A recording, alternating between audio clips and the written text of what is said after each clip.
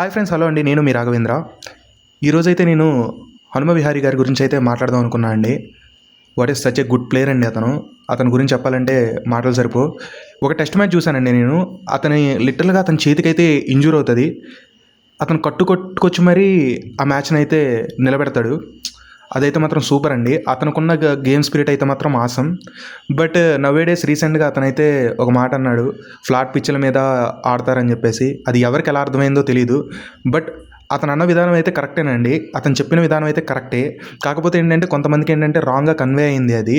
ఆ ఫ్లాట్ పిచ్ల మీద అలవాటు పడి ఆడుతున్నారు చాలామంది. ఈ పిచ్ అనేది కొంచెం కష్టంగా అనిపించవచ్చు అనే ఉద్దేశం మీద అయితే అతను మాట్లాడాడు.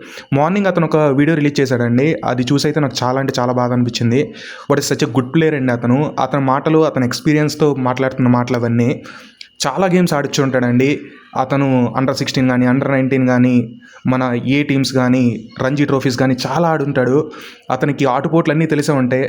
మోస్ట్లీ పిచ్ ఎలా బిహేవ్ చేస్తుంది, ప్లేయర్స్ ఎలా ఆడతారు, గేమ్ ప్లాన్స్ ఎలా ఉంటాయి అన్నీ అతనికి తెలిసే ఉంటాయండి.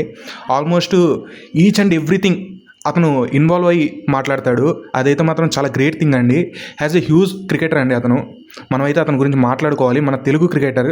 అది అతను చెప్పిన విధానం అనేది కొంతమంది రాంగ్గా కన్వే అయింది. అదైతే మాత్రం నేనేం చేయలేను. దాన్ని మీరే ఆలోచించాలి. అలాంటి ప్లేయర్ అలా మాట్లాడాడంటే ఆ ప్లేయర్ ఎంత ఎక్స్పీరియన్స్తో ఏం మాట్లాడాడు అనేది మనం అర్థం చేసుకోవాల్సిన బాధ్యత మన మీద ఉంది.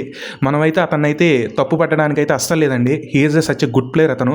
అలాంటి ప్లేయర్స్ దొరకడం మన ఇండియాకి అదృష్టమనే చెప్పాలి. ఎందుకంటే ఎలాంటి సిచ్యువేషన్ అయినా, అతను ఇంజూర్ అయిన సిచ్యువేషన్లో కూడా అతను వచ్చి టీం కోసం ఆడడం అనేది it is not a easy matter అండి. మీకు ఈజీగా కనిపించవచ్చు కానీ it is not a easy thing. అతను ఎన్నో చూసి ఆ ఎక్స్పీరియన్స్ అతనికి ఉంది కాబట్టి అతను నుంచోమని పంపిస్తే అక్కడ నుంచొని ఉంటాడు అతను. ఆ ప్లే ఆడి అందరి మనసులో గెలుచుకుంటాడు. అలాంటి ప్లేయర్ అండి హనుమ విహారీ.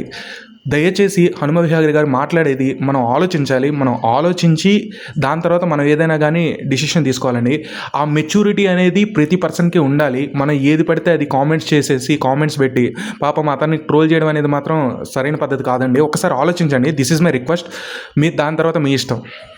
థ్యాంక్ యూ అండి.